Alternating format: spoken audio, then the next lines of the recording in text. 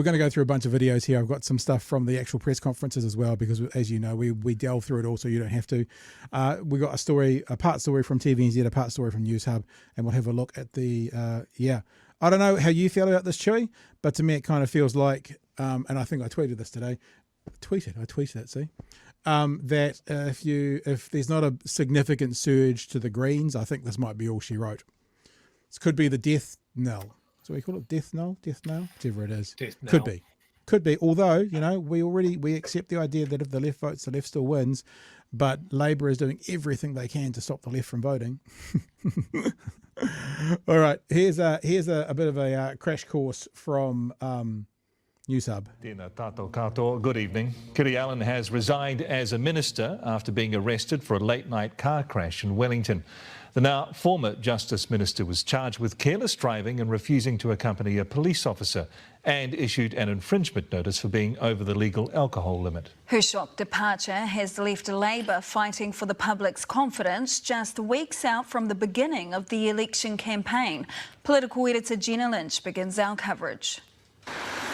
A crunched up ute with busted tyres, evidence of the moment that ended Kiri Allan's ministerial career. Last night she allegedly drove her ministerial issued car under the influence at around 9 p.m, crashing into the vehicle and colliding with the consequences.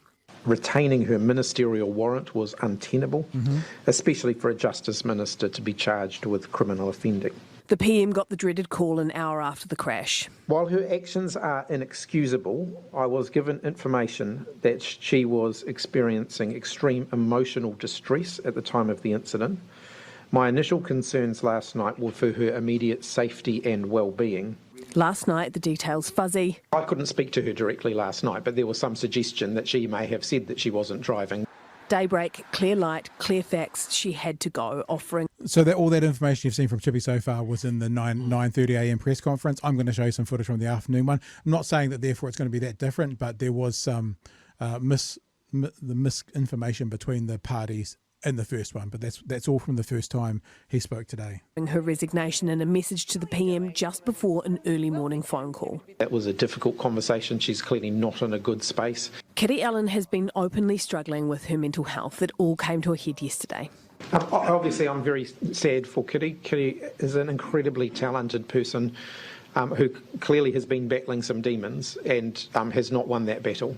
Christopher Luxon says she shouldn't have been at work. Personally, I would have wanted some reassurance from a clinician or from someone that actually the individual would be good to come back to work.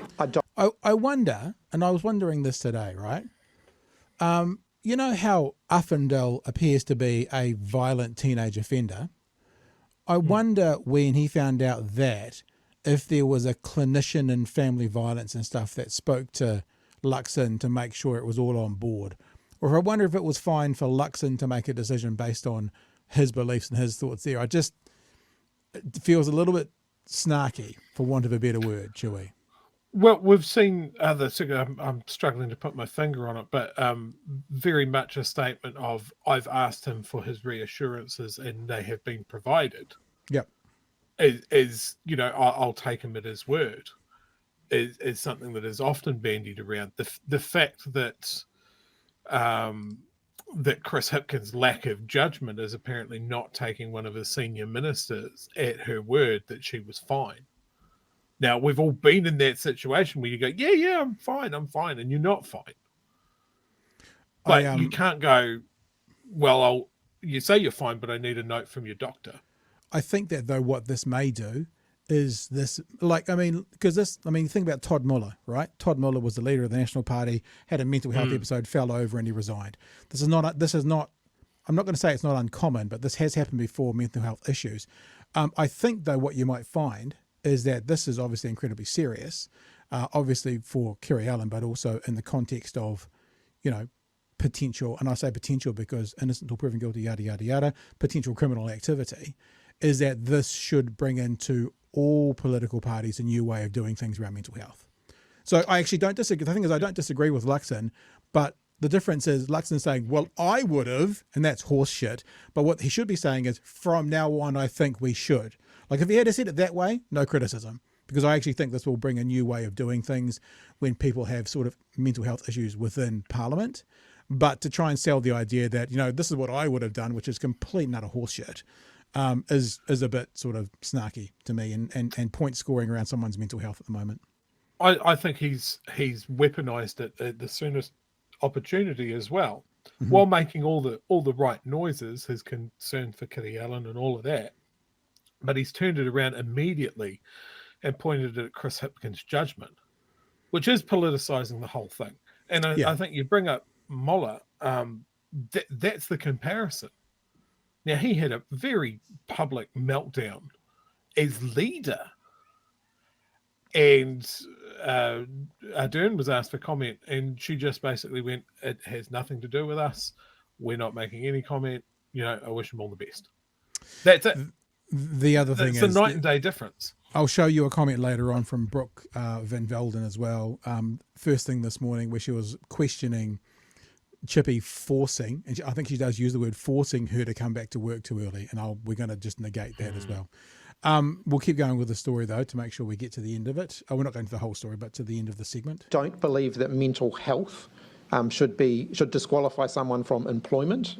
Allan released a statement saying after taking mental health leave, she believed she was okay to juggle those challenges with the pressure of being a minister, saying, "My actions yesterday show I wasn't okay and I've let myself and my colleagues down. I'm very sorry for my actions, the harm they could have caused and the embarrassment it has placed on the government and my colleagues." I think, as you would have seen last week, Kiri was showing signs that she had gotten on top of things.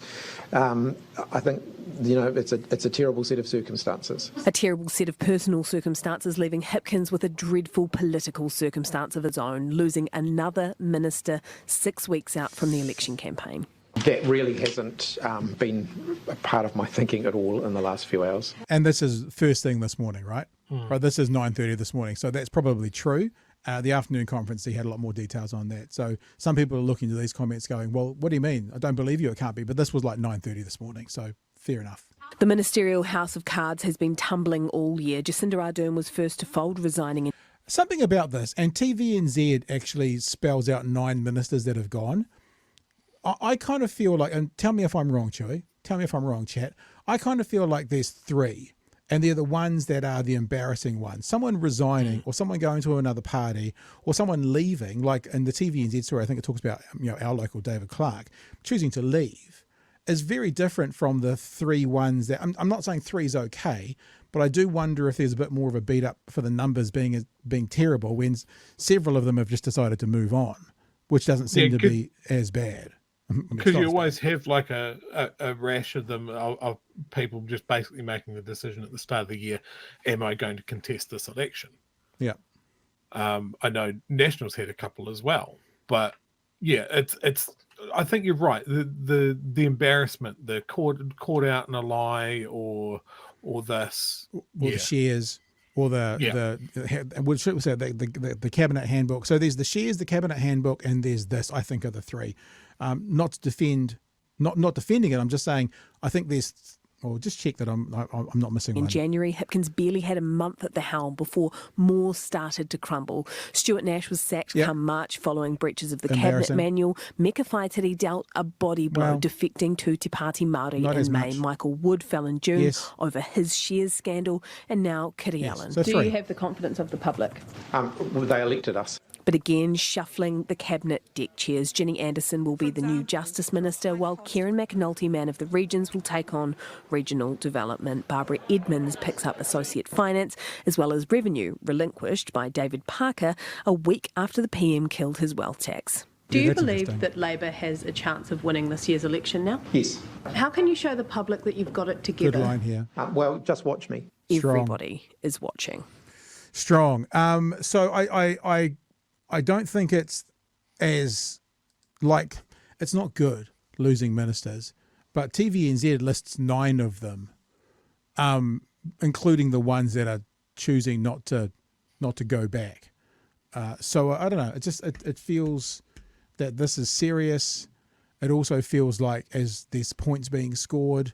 I don't know. A few days ago, Luxon and Mark Mitchell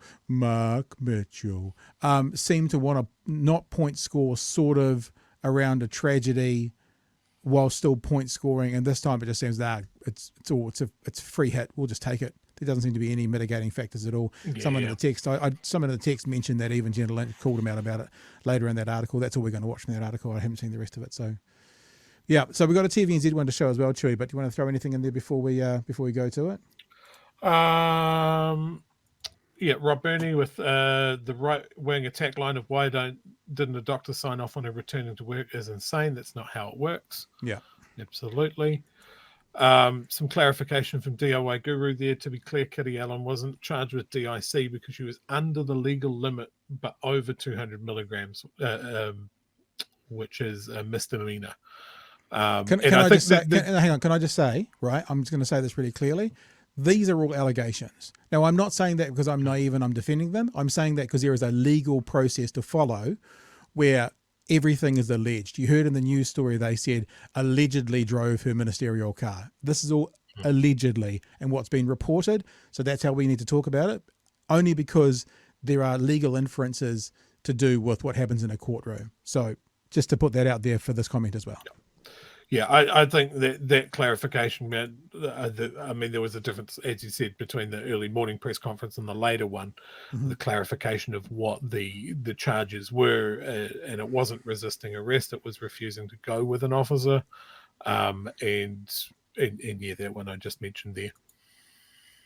All right, so here's the TVNZ one, and obviously there'll be a little bit of double up, but this is actually not the headline story. This is like part 2 of the story, whereas the News Hub story that we just watched was the headline story. Let's have a look at what TVNZ had to say. And with no new ministers coming into cabinet, the workload of Kiri Allan's 4 portfolios is being shared around, and it calls into question let me just say that as well. I heard in the press conference today there are 28 ministers.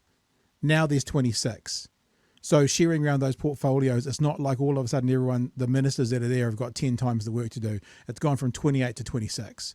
So it's not, it's actually the workload wise, it's not going to be a huge difference. I'm not saying it's okay, just giving you the information so you know that it's, what is that, 2 out of 28, that's less than 10% workload being spread across all other people, something like that. How long the party and therefore the government can absorb the growing pressure. Deputy Political Editor Mikey Sherman reports. Ministers flying into Wellington for their usual Monday meeting, faced with an empty seat at the cabinet table. It's clearly unacceptable behaviour, but I'm more concerned about Kiri at this time. She's my friend as well as my colleague. Oh, look, I just hope she gets the support she needs and that she's okay. What do you make of the events, though, that took place? I've got no comment on that and I haven't spoken to her. Well, I caught up with her last week. We went walking and she said she was ready to come back. But I'm just really sorry what's happened to her, and I hope that she gets well.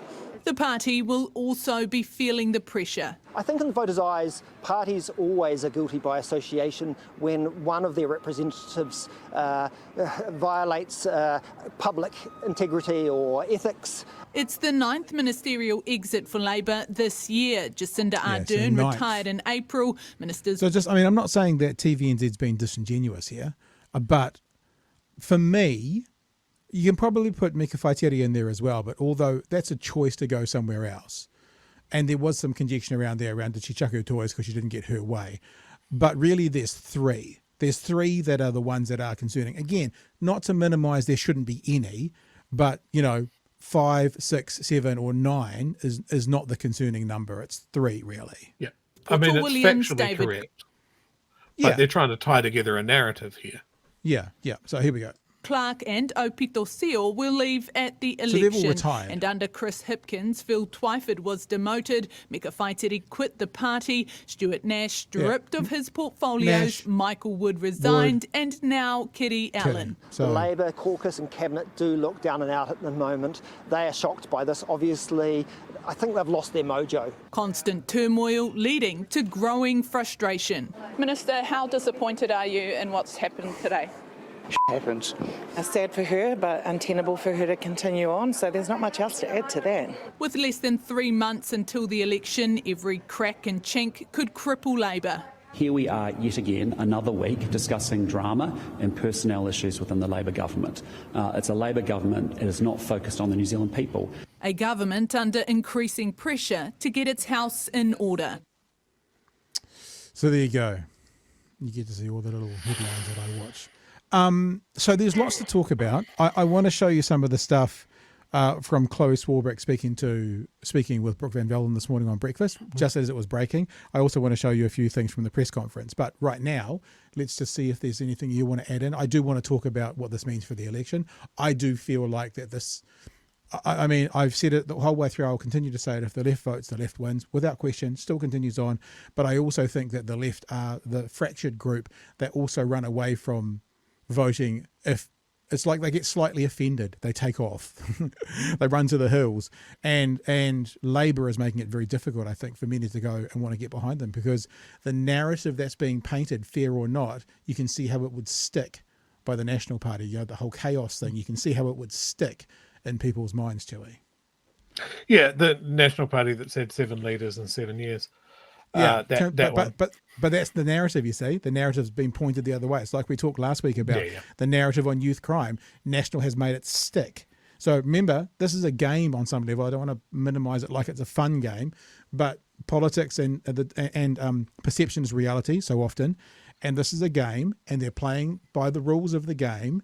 National is winning the battle of the messaging. And Labour is having to respond to that, which is not a good place to be for an incumbent government. And whilst I said on Twitter over the weekend, I took someone up on, they thought that they would be a 10-seat majority for National. I was like, I'll take that bet.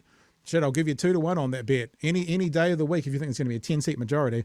Got to tell you, if a couple more knocks of the Labour blimmin' tree, a couple more slashes with an axe at the Labour tree as to where they're at, it may not be 10, but it won't be 1. It'll be an easy win. Yeah, what the election's 5 weeks away? More than that. I think there's 5 weeks left of the House sitting. I think it's about 12 weeks till the election. Right. Just a flip comment. Can you imagine getting up early in the morning, jumping on a plane? Maybe you found out about that before you got on the plane.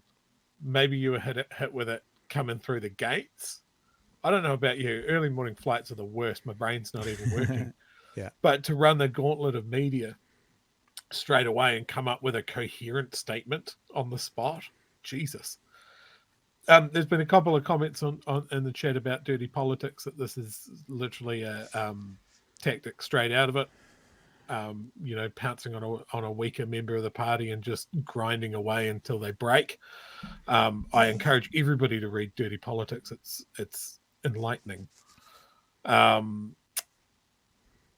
Gareth makes the point here: if Luxon can't win given all this upheaval, then that's a bit embarrassing for National. Shows that they either have no popular policies or an unpopular leader. I would argue that they have both. Both, yeah. I mean, to be honest, this is the thing, right? National have won in the narrative game. New Zealand is buying their narrative, and even though they're buying their narrative, it's still a 50-50 game. So they already haven't got ahead in the polls.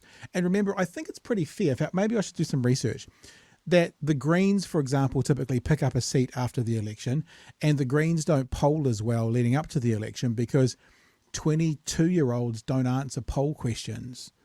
So actually 50-50 at the moment, you might actually say, technically, looking at historically speaking how it works, that's better for the left than the right. Now, I'm not suggesting it's going to be a left win. I've been saying this for weeks, that I feel like if you're going to place a bet, National is the favourite at the moment. I don't know by how much, but it certainly was 51-49. Maybe it's 53-47 now, but meaning percentage-wise. But I'm just intrigued as to where we're going to go from here. And I think that to echo that point, if they're already winning the narrative game and Labour on some levels having to follow National's narrative and they're still not beating them hands down, that already says that about the National Party like today, let alone what's going to happen next. I think it shows, like we talk about winning the narrative battle, is how, you don't have to have sensible policies. You don't have to have a fully costed pitch. You don't have to be across your numbers. If you can just tie together a narrative of like, look at these guys, they're a shambles. Yeah. Then for a lot of people, that's enough. And that's scary. Yep. All right. Any other chats before I move to Brooke Van Velden and Chloe and your Queen? No. We must hear from the Queen. Must hear from the Queen. All right. So was asked, this is the news had just broken And so this is basically off the cuff from these two female MPs, and Chloe was asked about actually being a female MP, the pressures of that. Something that I've said many times before is I can't tell you what it's like to be Winston Peters. I can't tell you what it's like to be anybody other than myself. I still somehow, as of June, am now 29 years old, but still our youngest. Dude, she's 29. Did you get that? Did you pick up on that? She's 29. In this term in Parliament, as I was obviously last term as well. And to that effect, I think that, again, at a broader kind of thematic level, when you don't look or sound like what, somebody presumes is the archetype of a politician, you have to work a little bit harder to be considered as on the same level. And that's probably the main reflection that I kind of take away, We do a whole lot of swatting, we do a whole lot of work in order to not make any mistakes. And when those mistakes are made, a lot is made of those mistakes. So, I think when we talk about a House of Representatives, but we kind of contrast that with how so many people are disenfranchised by and disenchanted by politics, we kind of actually have to grapple with that cognitive dissonance. Who do we want our politicians to be? Do we want them to be human beings with flaws intact? And if that's the case, then we have to grapple with how we respond to that as a general public. But there is obviously a line there when we hold people to account in power and we expect them to represent us. And if I can just be really clear on that, obviously the actions and the kind of offences, as we reported this morning, are completely out of line. I do need to be incredibly clear on that. But again, I think in the broader context of mental ill health, that this should be a wake-up call. And then we'll go on to just a conversation with Brooke Van Velden asking about this. And really this is kind of the first step. So anyway, this is like potentially minutes, if not hours after the news breaking, and already ACT via Brooke Van Velden has a narrative against Chippy, painting him as the bad guy. I'll show you that. Brooke, you are on the opposite side of the ledger in terms of political ideology, but yet, so you can't really come out and attack someone here. You have to show some understanding, I guess, of it. So how will you play this going forward in an election cycle? Yeah, look, I seriously hope that Kiri does get the help and the time that she needs. And certainly I'm not going to be saying anything about what she's been going through because we don't actually know what she's been going through. But at any time, whether that's in an election period or during a normal part of a year, the people expect that ministers will do the best that they can do. And I seriously question how it was possible that she was told to come back to work or forced to come back to work when she was. Really important words. Told to come back to work, forced to come back to work. That's the narrative that ACT was pitching this morning. May have changed, but first thing in the morning, told to come back to work, forced to come back to work. We're going to show you some footage about that as well. Wasn't in a clear headspace. Maybe some questions need to be asked about why Chris Hipkins asked her back or what actual process went behind the scenes that she came back to work when she clearly was not in a good headspace to do that job as the Justice Minister. Or is this probably a time to be talking about the topic, not the personality? I think so. I think more than anything, what we have here very clearly who is somebody who has gone through immense distress. We have acknowledgement of a wrong and illegal doing. And we also now have the opportunity to reflect on the broader kind of system and our parliament and the pressures that people are under, but also, as I was just saying before, the choice that is in front of New Zealand is this election. And I hope that that's the topic that we focus on in the next few weeks and months. Thank you both for coming in this morning and tackling a pretty tough topic to talk about at short notice. So I actually, before we go into it, I think it's important to probably play this first comment from the Prime Minister, where they talked about, remember what Brooke Van Velden just said, she was told to come back, and she used the word forced to come back into work. I'll just play this clip for you. I've got like 3 clips to play from the press conference, but I just want to play the first one, just so people know. You don't get left with that thing hanging. Like politicians like to put an idea out there and leave it hanging. You know, was she forced or told?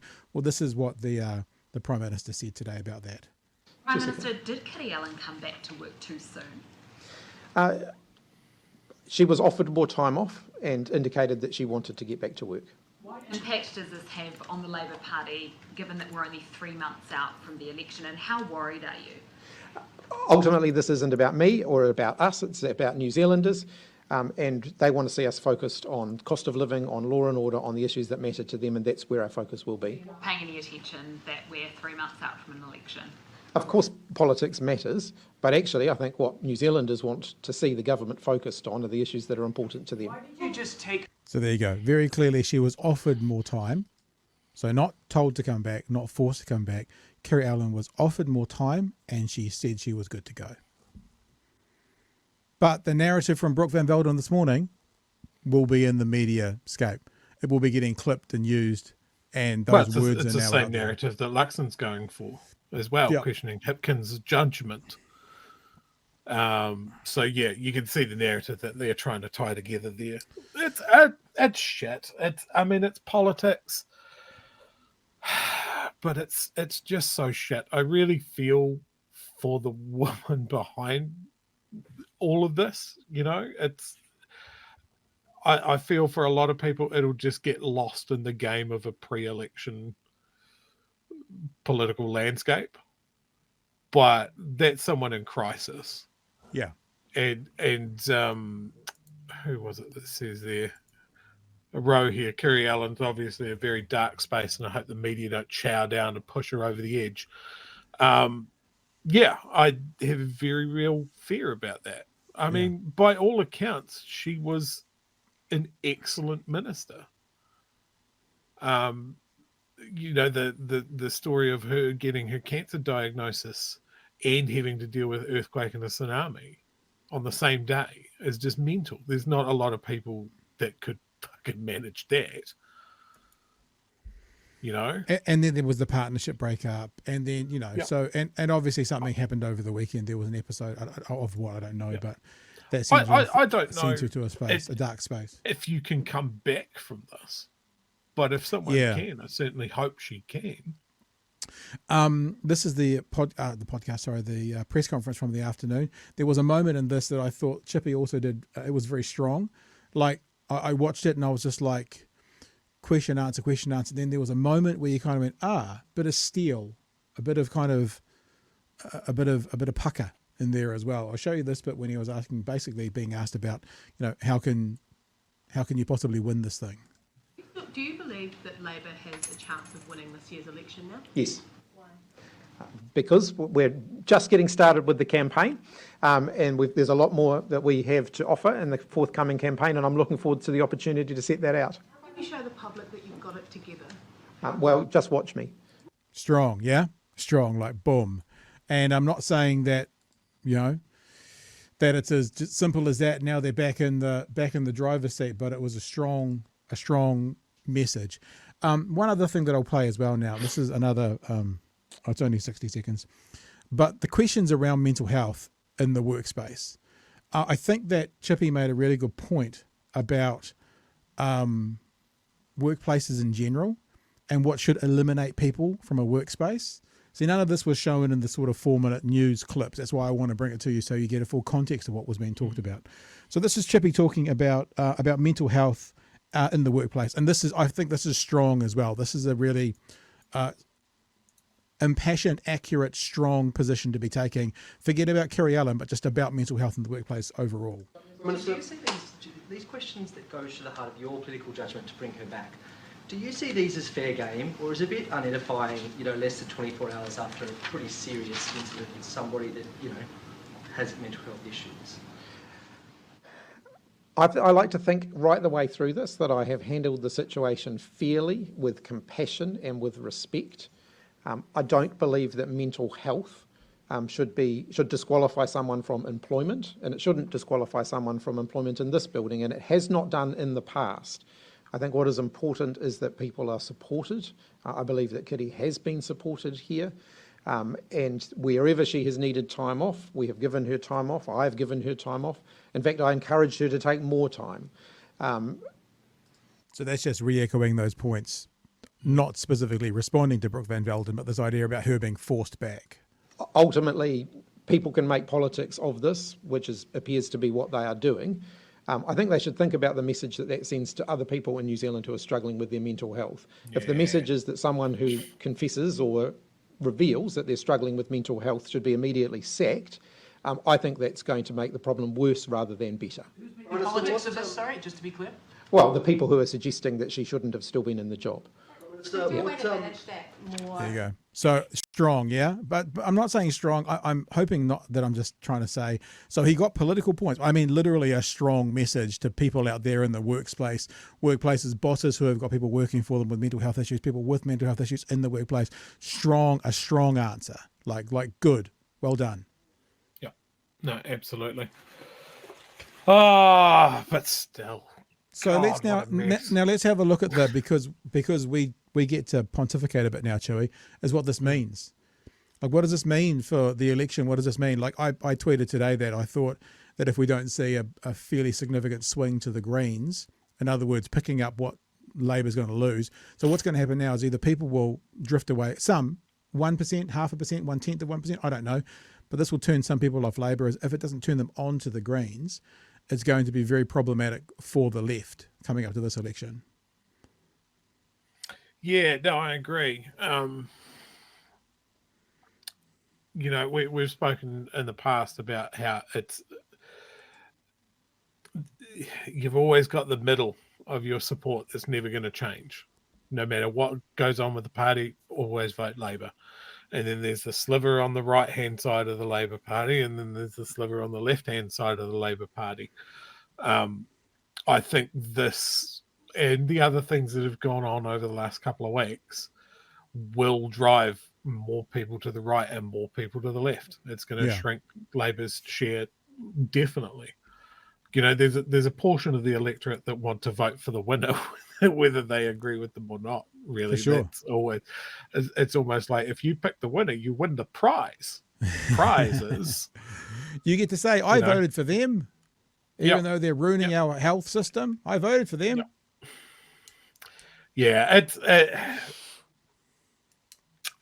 for political tragics such as us. It's going to be interesting to see how out of whack our predictions are going to be.